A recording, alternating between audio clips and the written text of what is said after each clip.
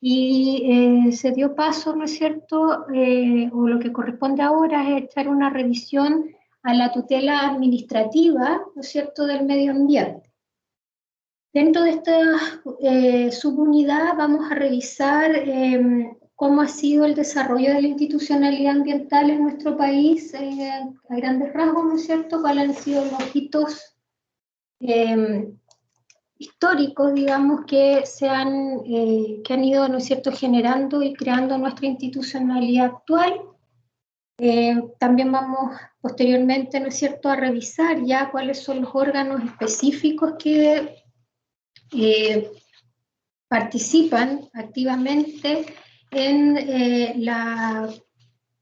dentro de la institucionalidad ambiental, ¿no es cierto?, y cuáles son sus funciones. En este caso vamos a revisar el Ministerio de Medio Ambiente, vamos a ver también la Superintendencia del Medio Ambiente, el Servicio de Evaluación Ambiental y, por último, los tribunales ambientales. Luego, en la medida en que el tiempo, ¿no es cierto?, digamos, nos juegue a favor, vamos también a echar una mirada a otros órganos que también participan, pero ya como organismos técnicos, ¿no es cierto?, de soporte ¿cómo se llama?, de soporte, ¿no es cierto?, a esta institucionalidad. Son otros organismos que tienen competencias también ambientales, como es el SAC, la CONAF, Cernapesca, Directemar, etc. Lo importante, como le digo, es que tengamos claro cuál es la estructura, entonces, que se ha dado en nuestro país y en función de esto, ¿no es cierto?, nosotros podamos ir revisando uno a uno estos organismos que tienen dicha competencia. Entonces, para hacer un poco de historia, vamos a ver, y como ya les he ido adelantando, ¿no es cierto?, cuál ha sido la institucionalidad o el recorrido que ha tenido en nuestro país la creación de nuestra institucionalidad ambiental, que al igual que en el derecho, ¿no es cierto?, extranjero a nivel mundial, también se sitúa en nuestro país en la década de los 70, que fue también la primera, digamos, aparición más formal, ¿no es cierto?, del derecho ambiental. Hay desde el punto de vista, ¿no es cierto?, del enfoque administrativo, pero quizás más específicamente ambiental, que es lo que a nosotros nos interesa, hay que básicamente considerar algunos aspectos de cómo, ¿no es cierto?, se estructura la legislación ambiental. Y ya esto lo hemos ido revisando, ¿no es cierto?, a lo largo del estudio que hemos ido viendo, en términos de que sabemos que la norma rectora en cuanto a Constitución, como la primera norma, ¿no es cierto?, o la principal norma que debiera regir nuestra institucionalidad ambiental, es el artículo 19, número 8, aunque sabemos, ¿no es cierto?, cuál es el problema específico del artículo 19, número 8, ya lo estudiamos en su oportunidad, y si bien esta norma es del año 1980, ha generado una serie de problemas o sea, no ha tenido la aplicación o la fuerza en realidad normativa, porque sí ha tenido aplicación práctica, pero la fuerza normativa en algunos incisos de esta normativa, ¿no es cierto? Y uno de los problemas probablemente principales en general de la legislación ambiental es que se encuentran regulaciones digamos, variada regulación, muy fragmentada, hasta que en el año 1994, ¿no es cierto?, se dicta la ley 19.300, que es la de bases generales de la República, del medio ambiente. La regulación ambiental chilena, entonces, como le dije, es bastante fragmentada, característica que se mantiene hasta el día de hoy. Por ejemplo, respecto del régimen de agua, vamos a tener un código de agua, una ley de protección agrícola, también hay cierta legislación en materia energética, etcétera, etcétera. Otro ejemplo es en materia de pesca, donde vamos a tener cierta normativa, por ejemplo, la Ley General de Pesca, pero también tenemos otros decretos que van a regular áreas específicas de explotación económica del recurso, de recursos de cierta categoría. Entonces, encontramos, ¿no es cierto?, en distintos cuerpos normativos, vamos a encontrar regulación de materia ambiental. Los componentes del medio ambiente se asociaron, o están asociados, ¿no es cierto?, a la actividad económica que se produjeron después del año 80. Y de ahí entonces que, por ejemplo, en materia agrícola vamos a encontrar que hay regulación en el sistema agrícola ganadero, ¿no es cierto?, la norma que regula el sistema agrícola ganadero. En materia sanitaria se dictó, ¿no es cierto?, el Código Sanitario. Antes, por ejemplo, en materia sanitaria había normativa, ¿no es cierto?, dictada, había normativa municipal. Después ya hay una normativa, ¿no es cierto?, con rango de código, y ahí encontramos, ¿no es cierto?, con rango legal, y ahí encontramos el Código Sanitario, etcétera, etcétera. Entonces se construye administrativamente de manera sectorial, y por lo tanto instituciones sectoriales, y esto hace entonces, ¿no es cierto?, que exista normativa dispersa, se van regulando los distintos elementos del medio ambiente, y entonces esto hace, ¿no es cierto?, que se genere esta dispersión. En la discusión de los años 80 habían dos ministerios fuertes, y que por lo tanto ellos tuvieron, cuando fue creada la Constitución, y por lo tanto el artículo 19, número 8, otorgó competencias, más bien no otorgó competencias, sino que de una u otra manera se indicó o tomó más fuerza, ¿no es cierto?, lo señalado en dicha oportunidad por el Ministerio de Agricultura y el Ministerio de Salud. De ahí que las primeras normas, por ejemplo, de calidad de aire, de emisión, son dictadas justamente al amparo del Código Sanitario. En los años 80 encontrábamos normas, como dije, sectorializadas, y además normas administrabilizadas, más que una normativa, ¿no es cierto?, propiamente ambiental. ¿Qué fue sucediendo a lo largo de los años que va haciendo, ¿no es cierto?, que se vaya ambientalizando la normativa, y en definitiva tengamos lo que hoy podemos reconocer como las principales instituciones en materia ambiental? En el año 84, posterior, ¿no es cierto?, a la dictación de la norma constitucional, que ya sabemos, ¿no es cierto?, que tenía que presenta algunas falencias de técnica legislativa, que sabemos también que en los elementos del medio ambiente en esta oportunidad se veían de una manera separada, sectorializada, y no es cierto, como una unidad interrelacionada. Se inicia entonces en el año 1984 con la dictación del decreto número 80, que crea una Comisión Nacional de Ecología. Esta comisión tenía como fin justamente asesorar al Poder Ejecutivo en ciertas materias que estaban vinculadas directamente con la protección del medio ambiente, y obviamente también con la conservación de los recursos renovables. ¿Cuál era el fin de esta comisión? La comisión debía formular ciertas proposiciones políticas destinadas a enfrentar, como dice el PowerPoint, los problemas sobre las materias ya referidas, o sea, sobre medio ambiente y conservación de recursos naturales, y además debía generar proposiciones para modificar aquella normativa de tipo legal o reglamentaria en cualquier materia, en las materias, digamos, que estuviesen relacionadas con el tema ambiental. Posteriormente se crea en el año 1990 la Comisión Especial de Descontaminación de la Región Metropolitana. Ustedes saben que en los años 90 fue digamos, se tomó ya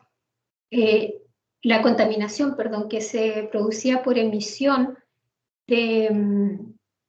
¿no es cierto?, de gases y de material particulado, etcétera, que se generaba en la región metropolitana y en otras regiones del país, como en Concepción, pero principalmente en la región metropolitana, ¿no es cierto?, hace o llama una alarma, ¿no es cierto?, al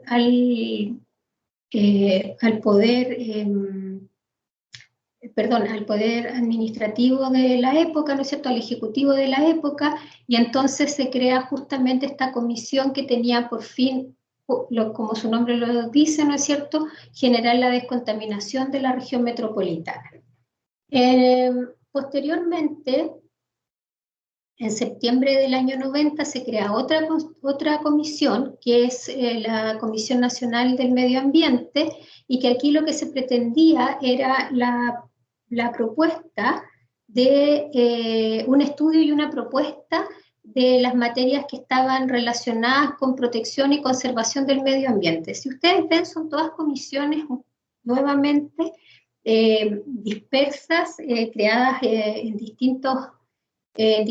época, pero todas pretendían más o menos un mismo objetivo, que era, ¿no es cierto?, de alguna manera ya dar una protección y un contenido concreto a la garantía constitucional del 19 número 8. También se pretendía crear, ¿no es cierto?, una institucionalidad que pudiese solucionar los problemas ambientales y que se creara principalmente algún instrumento de gestión ambiental con el fin, ¿no es cierto?, de que se pudieran evaluar ambientalmente los proyectos de frente, ¿no es cierto?, a metodologías técnicas y finalmente disponer también de un cuerpo legal general que comprendiera toda la legislación ambiental sectorial. De ahí entonces, con estas fuentes directas nacionales que les acabo de indicar, ¿no es cierto?, estas comisiones pre-año 1993, que termina finalmente con la dictación de la ley 19.300, que como ya les había dicho, la ley 19.300 es la primera norma que genera las bases, ¿no es cierto?, administrativas y las bases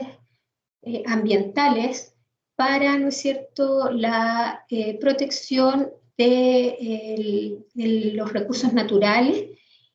a través, ¿no es cierto?, de la creación de distintas organizaciones que vamos a ver, distintos órganos del Estado que van a ir participando posteriormente en este propósito, ¿no es cierto? El mensaje de la ley, que yo les he dicho varias veces que lo lean, porque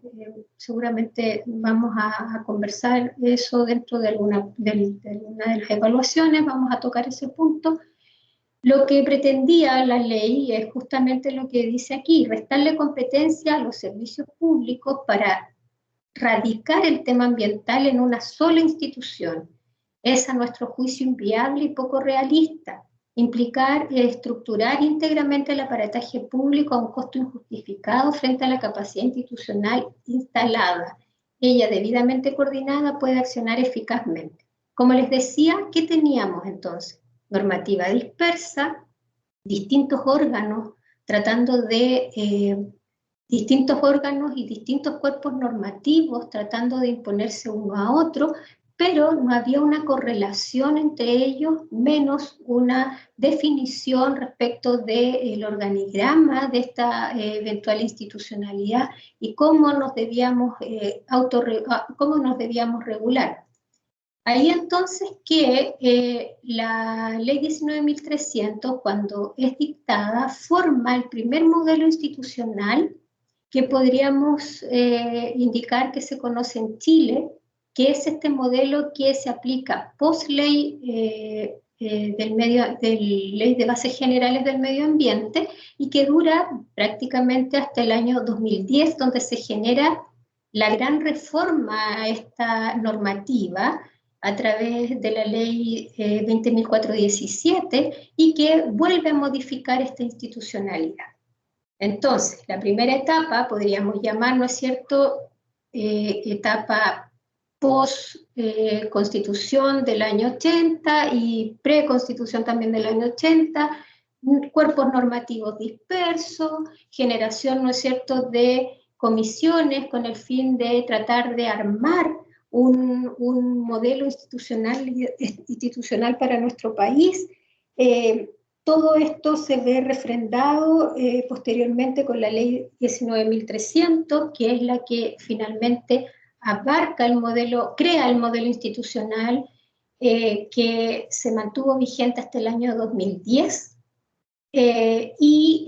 en el año 2010, ¿no es cierto?, hay una nueva modificación legal importante a la ley 19.300, que es la ley 20.417, y que establece, ¿no es cierto?, ciertas modificaciones respecto de órganos administrativos que van a participar en el proceso de evaluación y fiscalización. Este primer modelo institucional, ¿no es cierto?, que dura del 1994 al 2010, consiste básicamente en un modelo que responde a un esquema de fiscalización y sanción. Aquí lo que se hacía básicamente es que se le atribuía competencia directa de fiscalización a organismos de la administración del Estado con competencia ambiental, que son organismos que apoyan digamos, evaluación o apoyan en general ya sea al Servicio de Evaluación Ambiental, como asimismo ante requerimiento, ¿no es cierto?, a la Superintendencia del Medio Ambiente. Aquí, entonces, se le entregaba facultades a estos organismos para que generaran, ¿no es cierto?, una etapa de, como les decía, sean partícipes de una etapa inicial de fiscalización, pero también en uso de facultades legales pudiesen participar en el CIA, en el Sistema de Evaluación de Impacto Ambiental. Una vez que se generaba esta fiscalización, para efectos de cumplir, ¿no es cierto?, el cumplimiento de las normas o de las condiciones que ustedes saben que van a tener los estudios de impacto ambiental o declaraciones de impacto ambiental, que finalmente son la permisibilidad ambiental con la que va a contar un titular de un proyecto para poder generar su actividad. Una vez que se tenían se cumple, ¿no es cierto?, se da cumplimiento a estas normas y condiciones, para otorgar este permiso ambiental, obviamente el obligado debe dar cumplimiento a dichas condiciones y a dichas normas que se consideraron para esto. Si no sucede, ¿qué pasaba? Se le tiene que aplicar obviamente una sanción. Ahora, esta sanción normalmente era requerimiento de los mismos órganos de la Administración del Estado con competencia ambiental, los conocidos OAECA, y quien iba a imponer esta sanción era la COREMA o la CONAMA, que corresponde estas siglas, en el caso de la COREMA, a la Corporación Regional del Medio Ambiente y en el caso de la CONAMA, ¿no es cierto?, a la Nacional del Medio Ambiente. ¿Qué sucedía entonces? Un órgano, un OAECA, generaba una fiscalización, ya sea de una DIA o de un estudio de impacto ambiental, que es el EIA, proponía una sanción que normalmente era consistente en multas, o también podría ser eventualmente una revocación de este permiso ambiental que se obtiene vía una resolución de calificación ambiental, que es la RCA, y era la COREMA o la CONAMA en su minuto, dependiendo, ¿no es cierto?, la competencia, el órgano que iba a decidir la imposición de esta multa. ¿Qué pasaba o en qué fallaba este esquema? ¿Cuáles eran las principales críticas a este esquema? Primero, porque era un procedimiento completamente falto de regulación. No había normas procedimentales. En esa época no había tampoco la ley 19.880, que ustedes saben que es la ley de bases generales de la administración, ¿no es cierto?, del Estado, donde se regulan procedimientos. En esa época no estaba vigente y por lo tanto los procedimientos se tornaban claramente en muchos casos arbitrarios. Tampoco habían programas de fiscalización, por lo tanto la fiscalización podía también resultar, ¿no es cierto?, antojadiza, arbitraria. No había normas que clasificaran sanciones o que fueran graduando su responsabilidad. Y además había, la otra de las grandes críticas es que las sanciones administrativas que normalmente se imponían eran las sanciones de multa. Y las multas eran bastante bajas. Y por lo tanto también había un reclamo respecto de ese punto. Y además era otro de los reclamos o de las críticas era finalmente que se tendía, ¿no es cierto?, a poner énfasis en la sanción de la multa por sobre otro tipo de sanciones y evidentemente, ¿no es cierto?, al ser multas bajas, los titulares de las acciones, perdón, los titulares de los proyectos, ¿qué hacían? Evitaban, ¿no es cierto?, volver al cumplimiento y pagaban la multa y muchas veces continuaban permanentemente en los incumplimientos. También se le criticaba a esta forma de institucionalidad conocida como fiscalización-sanción porque no tenía mecanismos de incentivo al cumplimiento. Vamos a ver más adelante en qué consisten, dónde podemos encontrarlo actualmente en nuestra institucionalidad, pero básicamente el mecanismo de incentivo al cumplimiento justamente consiste en que, dadas ciertas circunstancias, se le va a dar la posibilidad a aquel titular infractor de un proyecto, aquel titular infractor, ¿no es cierto?, que haya cometido o se haya alejado de su RCA, de su permiso ambiental, que puede ser un estudio de impacto ambiental, o sea, que se haya obtenido post evaluación ambiental a través de un estudio o una declaración de impacto ambiental, pueda, ¿no es cierto?, volver al cumplimiento y en definitiva lograr zafar de la aplicación de la sanción que se le pueda imponer. El incentivo más utilizado en la práctica es el llamado programa de cumplimiento, ya que más adelante, a propósito de cuando estudiemos en detalle, ¿no es cierto?, a la Superintendencia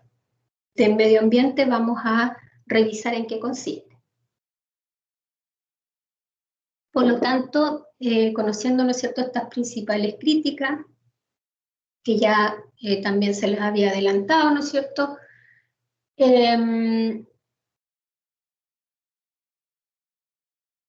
eran las primeras que les dije, eran críticas desde un punto de vista, si uno quiere decir, técnicas en cuanto a la ejecutabilidad, ¿no es cierto?, de la misma. También se critica la institucionalidad porque lo que ellos decían era que lo que se dice, digamos, que se incorporó a una institución transversal, en una administración pública vertical. Lo que sucedía, ¿no es cierto?, era que no había dentro de las organizaciones que, en este caso de los OECA, quien trabajaba directamente con la CONAMA o COREMA regional, ellos tenían más bien un trabajo, una forma de trabajo transversal. Y ustedes saben que la administración pública, por definición, ¿no es cierto?, tiene una estructura vertical y por lo tanto esto ya por un tema de forma y de fondo, ¿no es cierto?, generaba contradicciones en los actuares. Además, lo que sucedía era que a nivel regional también iban a haber ciertas contradicciones de acuerdo a lo que se resolvía, porque como estas coremas se encontraban en distintas regiones y eran autónomas, no había una supervigilancia o una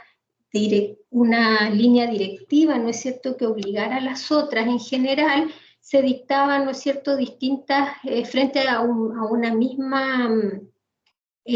sanción o frente a un mismo hecho o acto administrativo, también eran distintas las sanciones impuestas.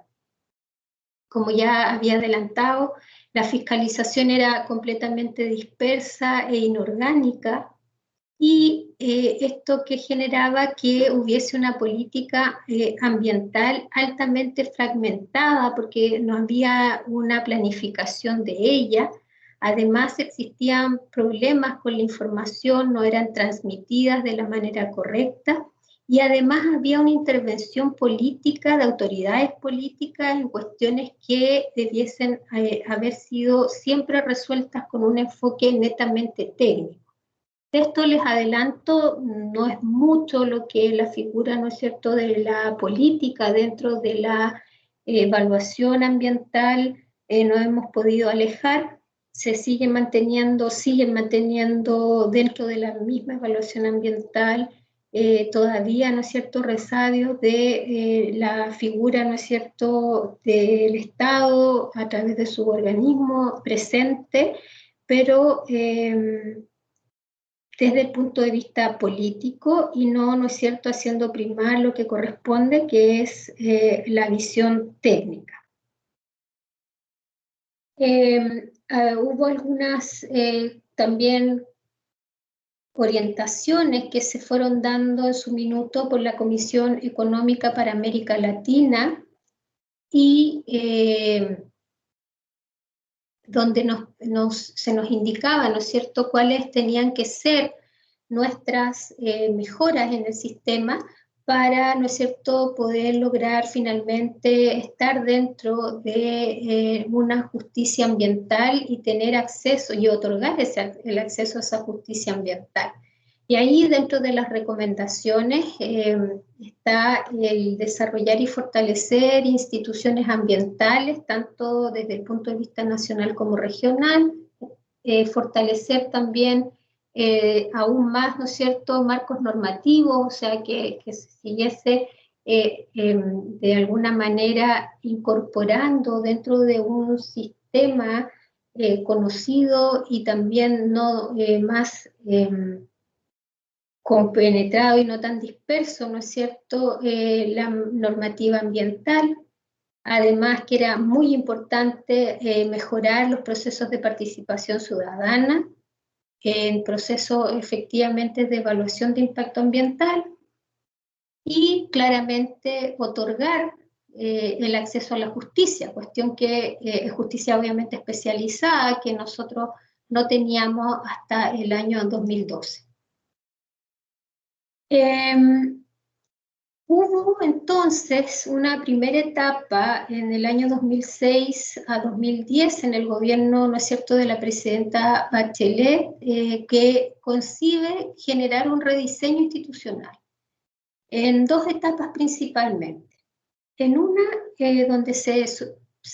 iba a priorizar la creación, ¿no es cierto?, de un cargo de presidente de la CONAMA, que iba a ser un ministro presidente del Consejo también de la CONAMA y que iba a ser, ¿no es cierto?, el ministro presidente del Consejo Directivo de la Comisión Nacional del Medio Ambiente, y ante ellos, ¿no es cierto?, se tenía que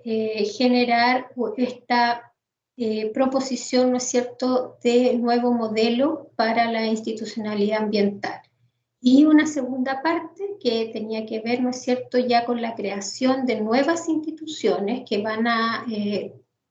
modificar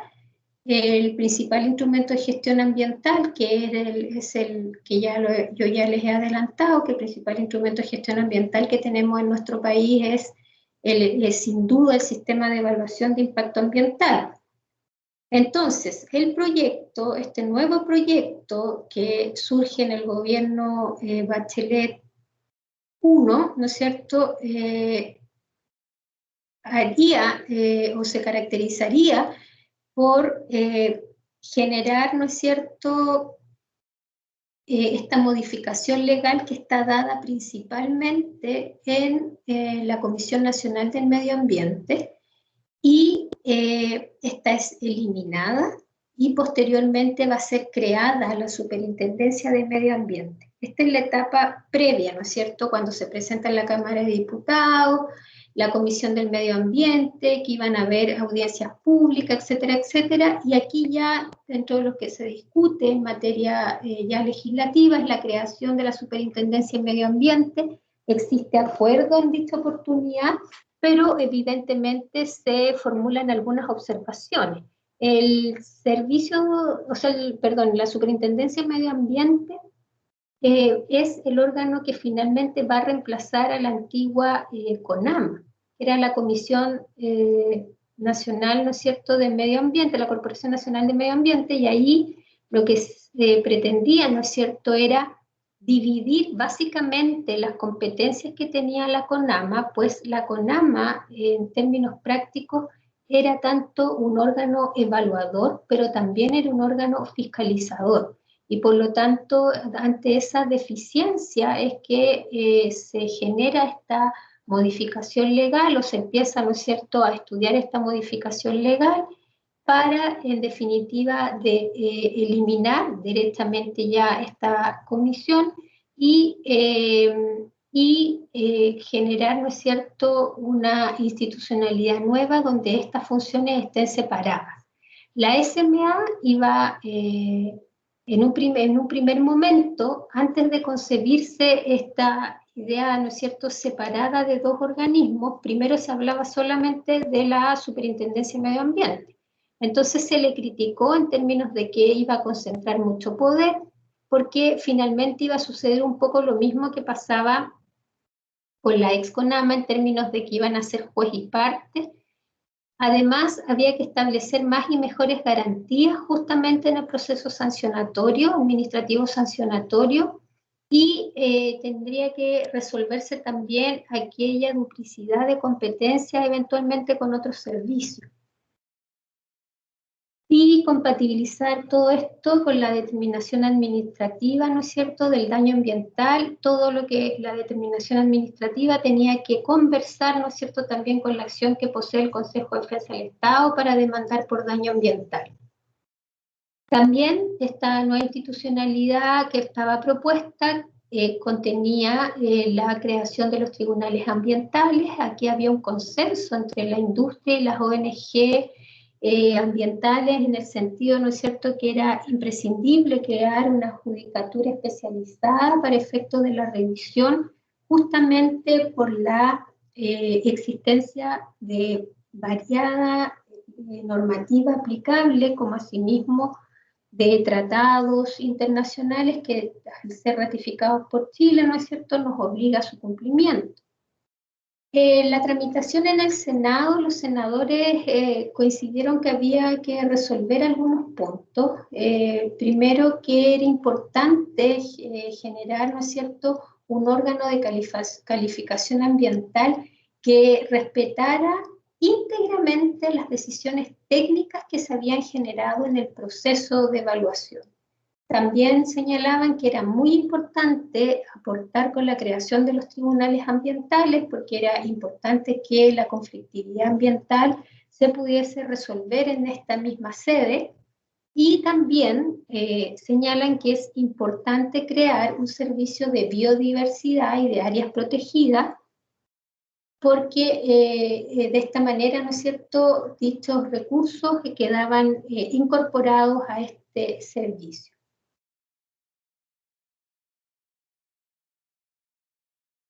¿Qué había también rondando en materia normativa? Ya les decía, ¿no es cierto?, ya hemos visto que estaba la ley, primero tenemos la Constitución, luego tenemos la ley 19.300, luego aparece la ley 20.417, pero también ustedes saben, y yo ya se los he dicho, el derecho ambiental a ser un derecho nuevo en términos generales, ¿no es cierto? Y no está regulado todo como, de la manera en que cada uno esperaría, ¿no es cierto? De una manera ya más pormenorizada, etcétera. Siempre es un derecho que está en constante movimiento, como lo está su objeto de protección, que es el medio ambiente, y por lo tanto va a estar siempre tendiendo a variar, a modificarse, etcétera. Y por lo tanto, era así como vimos que es de importante, ¿no es cierto?, los principios rectores en el derecho ambiental, justamente por la probabilidad de modificación de normativa. Es también importante saber la aplicación que en materia ambiental tienen justamente los tratados de esta índole y que han sido ratificados por Chile. En esta lámina ustedes ven cuáles son los recursos que han, los tratados que han sido ratificados por Chile, los más importantes obviamente, y cómo nosotros al estar ratificados, ¿no es cierto?, se vuelve normativa interna y por lo tanto tenemos que respetarlo. Lamentablemente todavía no podemos poner acá, ¿no es cierto?, dentro de los tratados ratificados el convenio de Escazú, que sería interesante que, ya que nuestro país fue gestor de este convenio, bueno, que también lo ratifique. Lamentablemente eso no sucedió en los tiempos planificados. Ahora bien, haciendo más o menos este repaso, ¿no es cierto?, general, de cómo se conformó entonces en un primer momento la institucionalidad ambiental que teníamos entonces en primer término un sistema, ¿no es cierto?, de mucha normativa dispersa, que con la normativa de la Constitución Política de la República del 19 número 8, solamente tenemos una norma que era importante, ¿no es cierto?, llevarla a la práctica, hacer de una u otra manera partícipe ya o llevarla, ¿no es cierto?, a la práctica esta norma, y por lo tanto era importante que toda esta normativa dispersa que había en materia ambiental se fuese estructurando en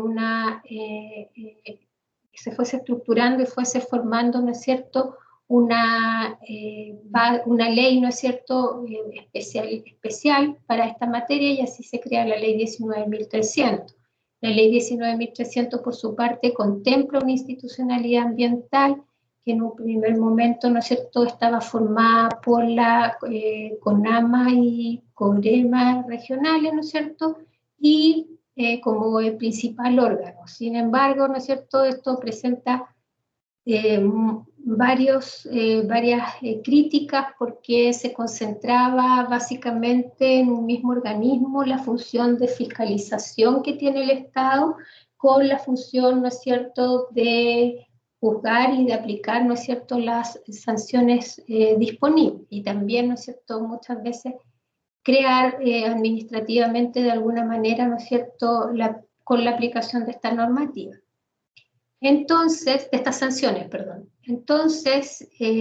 surge esta idea de generar en el año 2010 la primera gran reforma a esta institucionalidad que nos imperó desde 1983 hasta el 2010. Y 2010 se modifica porque con el fin, ¿no es cierto?, de hacer una división entre la evaluación ambiental y la aplicación y la fiscalización de aquella resolución que admite, ¿no es cierto?, o que autoriza al titular de un proyecto, ya sea a través de haber sido evaluado a través de una declaración de impacto ambiental o de un estudio de impacto ambiental, que lo autoriza a la ejecución de sus proyectos.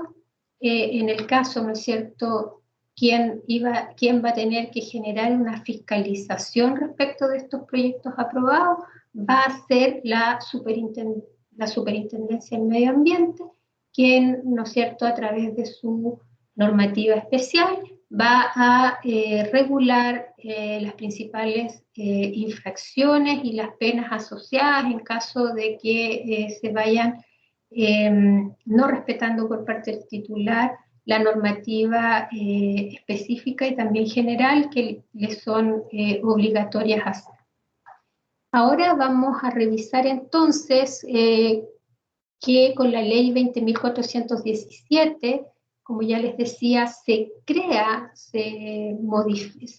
bien digo, y se modifica también la institucionalidad ambiental vigente con la ley 19.300, y acá se va a crear el Ministerio de Medio Ambiente, la Superintendencia del Medio Ambiente y el Servicio de Evaluación Ambiental. Me voy a desconectar unos minutos que tengo que ver un tema de trabajo. Yo considero que va a ser 1 o 2 minutos y continuamos.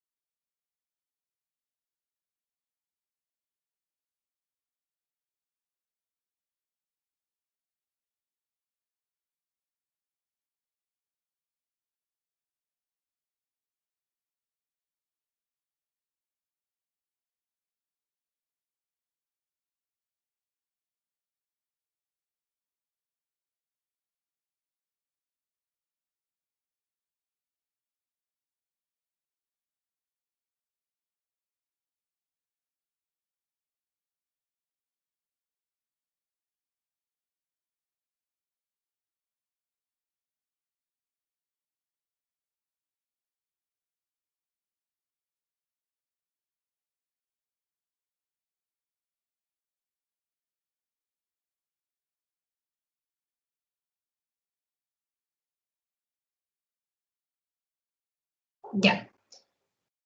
Chicos, disculpen, hasta lo que conversamos, les conversé anteriormente, ¿alguna duda?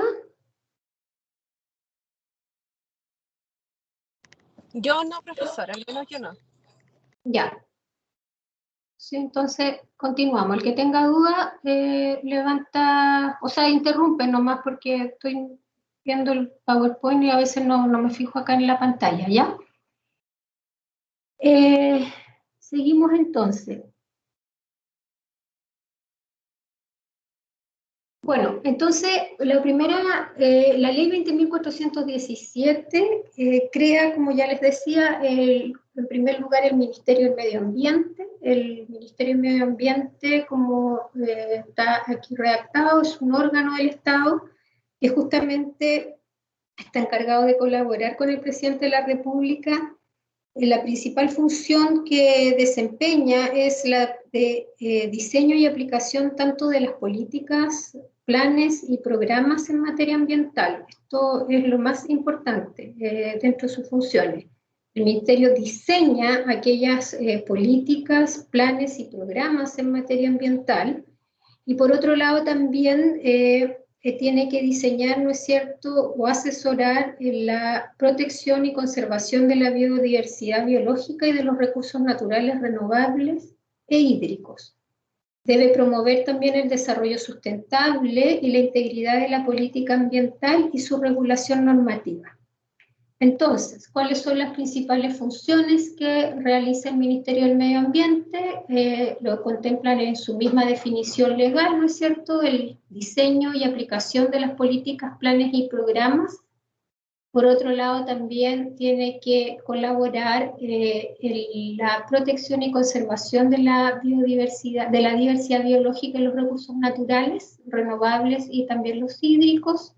Y en todas estas funciones, ¿no es cierto?, debe promover el desarrollo sustentable y asimismo la integridad de la política ambiental y su regulación normativa. Vamos a ver cómo este ministerio, ¿no es cierto?, de qué manera se hace palpable este mandato legal por parte del ministerio, cómo lo palpa a través de sus acciones. Como ya les decía, este ministerio fue creado en el año 2010 en virtud de la norma ya antes dicha, reemplaza en parte a la CONAMA. La CONAMA, como ustedes ven, era un organismo que básicamente contenía dentro de sus funciones la totalidad de las funciones, tanto de fiscalización, creación, administración, etcétera. O sea, era un órgano todopoderoso en materia ambiental y obviamente esto había que eliminarlo, dividir estas facultades y estas competencias. Desde diciembre del año 90 hasta el año 94, en materia ambiental, la máxima autoridad era la Secretaría Técnica de la Comisión Nacional del Medio Ambiente, que dependía del Ministerio de Bienes Nacionales, y posteriormente esto se transformó en lo que nosotros conocimos recién como la Comisión Nacional del Medio Ambiente, que es la CONAMA, ¿no es cierto?, que surge a partir de la creación de la ley 19.300.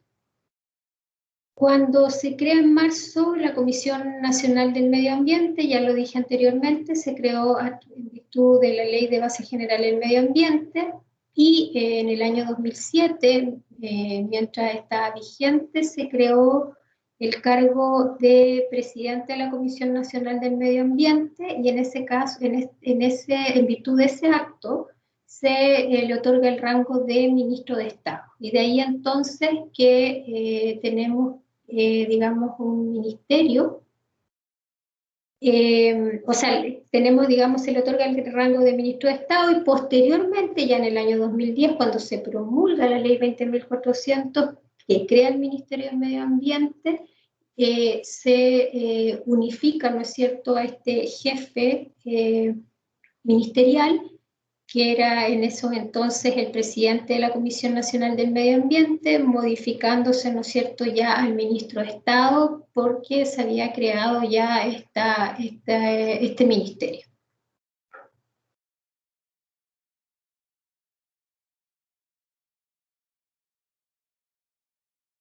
Señalamos también que se crea también la Superintendencia en Medio Ambiente. La Superintendencia en Medio Ambiente es por su parte un servicio público que está descentralizado,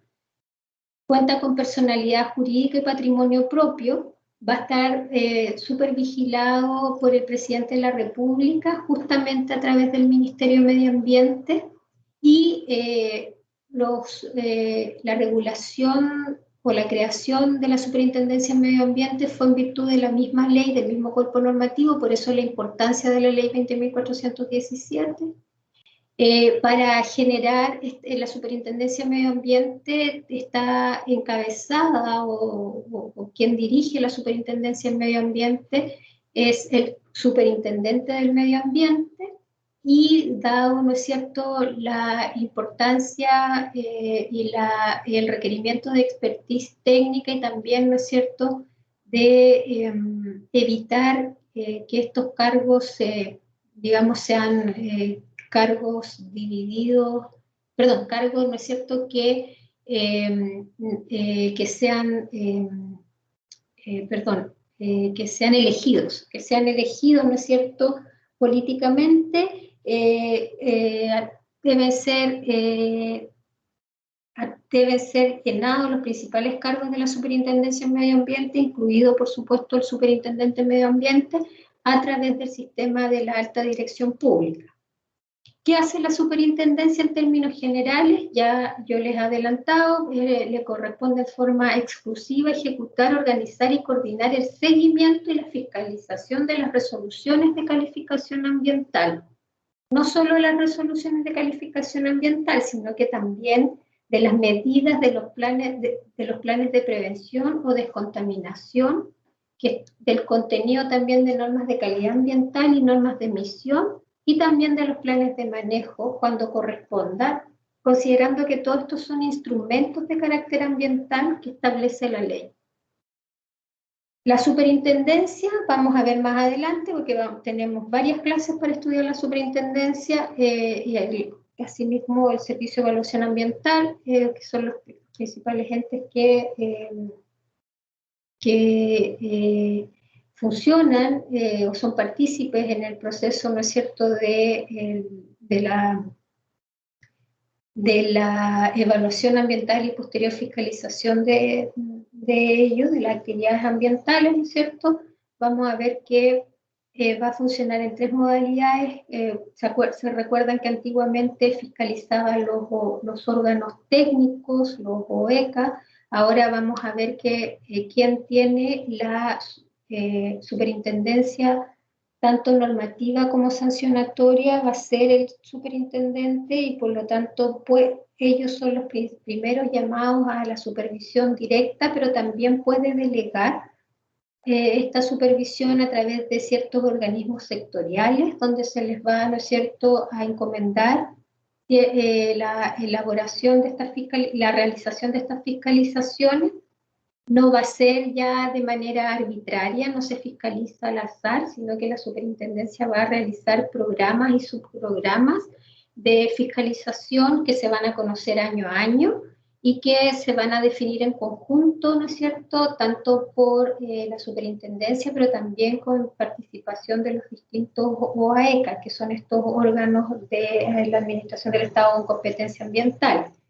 Y también va a poder fiscalizar a través de terceros que tienen, no puede ser cualquier tercero, sino que son ciertos organismos técnicos que tienen que ser acreditados y autorizados por la misma superintendencia. Claramente ya decíamos que el rol principal de la superintendencia es el de fiscalizar y de sancionar la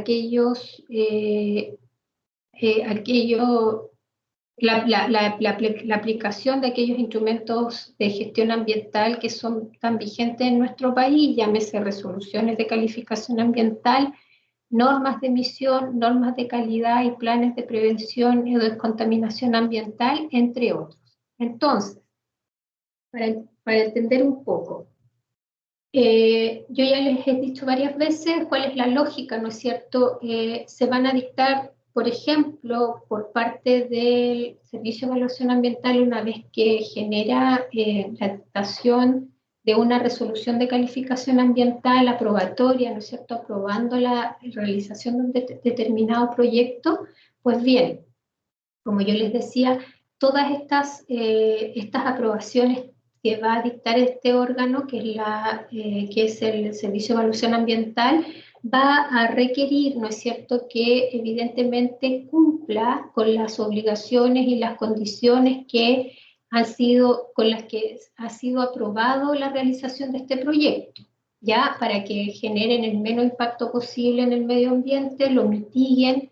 o lo reparen derechamente. Entonces, la superintendencia tiene la obligación o su principal rol es justamente de fiscalizar el cumplimiento de toda permisibilidad ambiental que se haya otorgado. En este caso, en el ejemplo, por el Servicio de Evaluación Ambiental, pero también, como ya vimos, ¿no es cierto?, es el Ministerio de Medio Ambiente que va a dictar ciertas normas de emisión, ciertas normas de calidad y planes de prevención de descontaminación, y también va a ser función de la Superintendencia de Medio Ambiente generar esta fiscalización. Entonces, por un lado, si ustedes tienen que asociar, ¿no es cierto?, la palabra fiscalización a la principal función de la Superintendencia de Medio Ambiente. Vamos a ver que la Superintendencia de Medio Ambiente detenta básicamente 3 potestades, que lo vamos a ver más adelante. Por último, se va a crear, como ya también les he adelantado, en el año 2012, el órgano que un órgano jurisdiccional especializado, que es el que va a conocer, ¿no es cierto?, de los conflictos ambientales que se puedan generar a través de, perdón, no de los conflictos ambientales, sino que va a conocer por una parte de las reclamaciones interpuestas en virtud, ¿no es cierto?, de actos que tengan carácter ambiental, que hayan sido dictados por organismos con competencia ambiental. También va a conocer de aquellas demandas por reparación de daño ambiental. También va a conocer de aquellas medidas que requieren, ¿no es cierto?, la aprobación de los tribunales para poder ser impuesta por la Superintendencia en Medio Ambiente cuando aquellas medidas o sanciones, ¿no es cierto?, son de tal naturaleza que requieren, ¿no es cierto?, una revisión jurisdiccional, como es el caso, por ejemplo, que se aplicara como sanción una clausura de una unidad productiva. Y también va a conocer de aquellas consultas que sean interpuestas por la Superintendencia de Medio Ambiente cuando para la aplicación de determinadas sanciones también, que por la importancia de ellas requiere el pronunciamiento de un tribunal en cuanto a que genere una revisión, ¿no es cierto?, un control administrativo un control administrativo jurisdiccional, o sea, que ejerce un control jurisdiccional respecto de los actos administrativos que también dicten estos órganos con competencia ambiental. Básicamente su misión, ¿no es cierto?, es resolver las controversias medioambientales, que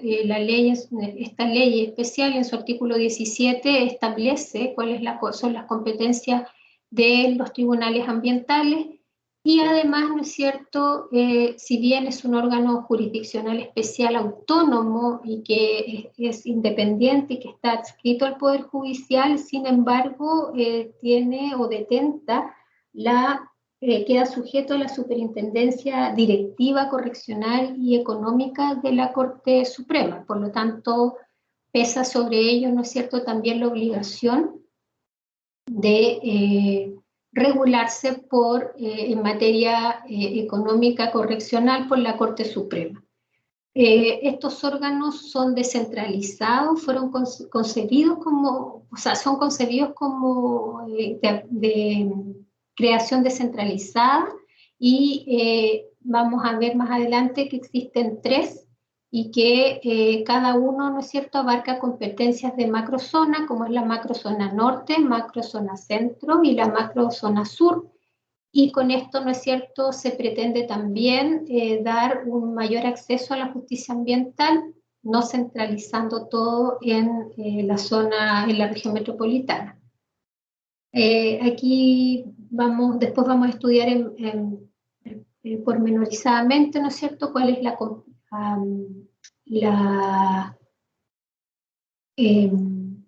competencia territorial de cada tribunal, pero ahí más o menos ya lo adelantamos, ¿no es cierto?, desde dónde hasta dónde está el primer tribunal ambiental, que es de la región de Arica y Parinacota hasta la región de Coquimbo. El segundo va de la región de Valparaíso hasta el Maule, y el tercer tribunal ambiental va desde la región de Ñuble hasta la Antártica chilena. Cada uno de estos tribunales tiene un asiento en la región, en este caso el primero en Antofagasta, el segundo en Santiago y el tercero en Valdivia.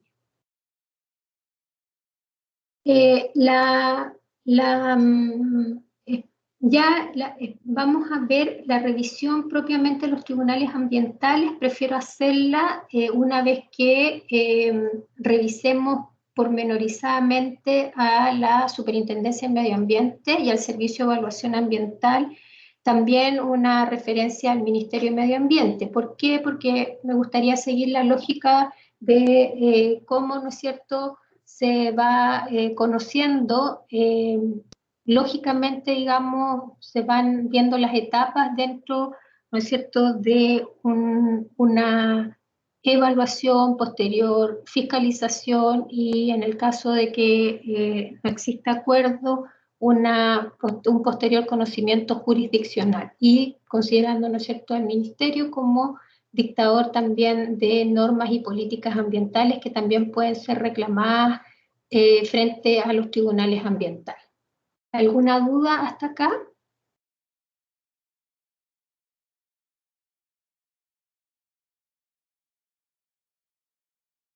Ya, la primera prueba, para efectos de materia, la vamos a dejar hasta la clase de hoy, ¿de acuerdo? Por lo tanto, ya el estudio pormenorizado de la Superintendencia de Medio Ambiente, del Servicio de Evaluación Ambiental, Ministerio y Tribunal van a ser controladas en la segunda evaluación, ¿de acuerdo? Por lo tanto, todo lo que es historia del derecho ambiental, principios ambientales y la tutela constitucional es lo que va a estar, va a ingresar, digamos, dentro de la primera, va a estar, digamos, va a considerarse dentro de la primera evaluación. El día jueves les voy a informar cómo va a ser, cuál va a ser la metodología de la evaluación. Y solo para efecto confirmar, me dijeron que la fecha de la evaluación era el día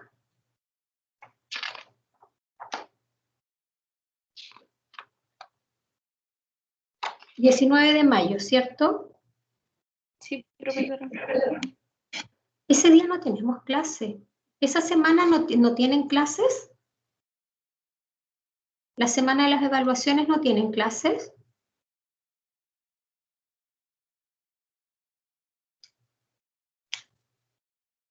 Sí, ¿Chicos? tenemos clase, profesora. ¿Qué hay ahí? Entonces se fija un horario distinto, porque